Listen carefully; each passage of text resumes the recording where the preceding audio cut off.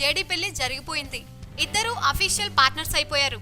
అయితే అసలు వీళ్ళిద్దరి మధ్య లవ్ పుట్టడానికి మాత్రం కారణం రామ్ గోపాల్ వర్మ అట.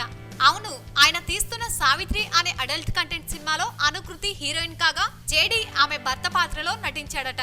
అయితే తన సినిమాలలో మసాలా సన్నివేశాలు తగ్గకుండా జాగ్రత్త పడే వర్మ హీరో హీరోయిన్లపై ఒక గాఢమైన లిప్ లాక్ సీన్ షూట్ చేశాడట.